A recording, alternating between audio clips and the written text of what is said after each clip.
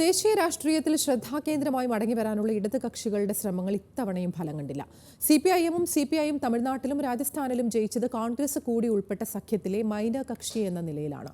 ബീഹാറിൽ 2 സീറ്റ് നേടി സിപിഐഎം മറ്റു 2 കമ്മ്യൂണിസ്റ്റ് പാർട്ടികളെക്കാൾ മികവ് തെളിയിച്ചു.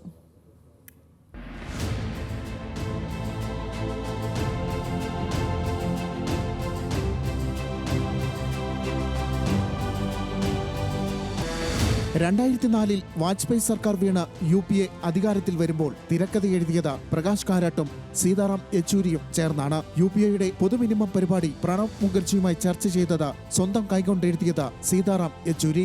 5 വർഷത്തേക്കല്ല 10 വർഷത്തേക്ക് UPA ഭരണത്തിലുള്ള അടിത്തറയിട്ട ആ ഇടതുപക്ഷം ഇന്നില്ല. ഇന്ത്യ മുന്നണി ഭരണസാധ്യതകൾ തേടി ചർച്ച നടത്തുമ്പോൾ നിറഞ്ഞു നിൽക്കുന്നത് കോൺഗ്രസിന് പുറമെ അഖിലേഷ് യാദവും മമതാ ബാനർജിയും ശരത് പവാറുമാണ്. ചർച്ചകളിലൊന്നും പരാമർശിക്കപ്പെടാത്ത പേരായി മാറിക്കഴിഞ്ഞു ഇടതുപക്ഷത്തിന്റേത്. കേരളത്തിൽ CPM-ന് ജയിച്ച സീറ്റ് മാറിയെങ്കിലും എണ്ണം 1 മാത്രം. പുറത്തു കിട്ടിയത് 3 സീറ്റ്, 2 തമിഴ്നാട്ടിലും 1 രാജസ്ഥാനിലും. സഖ്യത്തിലെ മൈനർ കക്ഷി എന്ന നിലയിൽ DMK-യുടെയും കോൺഗ്രസിന്റെയും ഔദാര്യം കൂടി ചേർന്നതാണ്. DMK സഖ്യം തൂത്തുവാരിയ തമിഴ്നാട്ടിൽ ആ ഒപ്പം CPI-ക്കും കിട്ടി 2 സീറ്റ്.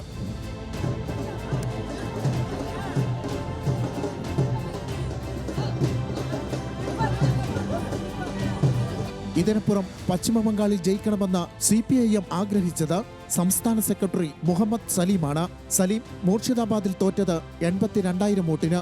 ഡംഡമിലെ പ്രതീക്ഷയായിരുന്ന സുജൻ ചക്രവർത്തി തൃണമൂലിനും BJP-ക്കും പിന്നിൽ 3ാമതായി. ബംഗാളിലെ ശേഷിക്കുന്ന സീറ്റുകളിലെല്ലാം 3ാം സ്ഥാനത്തോ ഓൾ ഇന്ത്യ സെക്യുലർ ഫ്രണ്ടിന്റെയും പിന്നിൽ 4ാം സ്ഥാനത്തോ ആണ്. അധീർ രഞ്ജൻ ചൗധരി തോറ്റെങ്കിലും തെക്കൻ മാൽഡയിൽ ഇഷാഖാൻ ചൗധരിയിലൂടെ കോൺഗ്രസ് പ്രാതിനിധ്യം നേടി. CPIM-ഉം CPI-യും ഫോർവേഡ് ബ്ലോക്കുമൊന്നും ചിത്രത്തിലില്ലാതെ ബംഗാളിൽ നിന്നും മാഞ്ഞു തുടങ്ങി.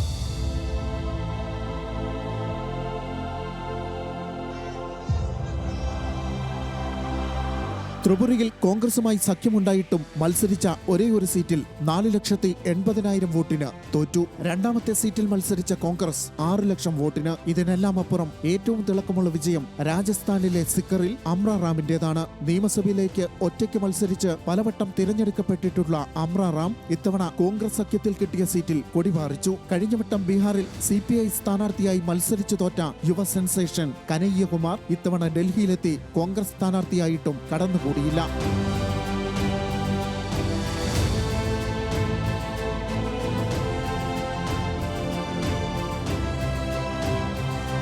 കഴിഞ്ഞ തവണ കനയ്യകുമാർ ബഹുസാരായയിൽ BJP-യുടെ വിവാദങ്ങളുടെ തോഴൻ ഗിരിരാജ് സിംഗിനോട് തോറ്റത് 4.25 ലക്ഷം വോട്ടിനാണ്. ആ ഭൂരിപക്ഷം 3/4 ലക്ഷത്തിലേക്ക് താഴ്ത്താൻ കഴിഞ്ഞു എന്നതാണ് ഇത്തവണ CPI-ക്ക് ദേശീയ തലത്തിൽ ആശ്വസിക്കാനുള്ള ഏക കാര്യം.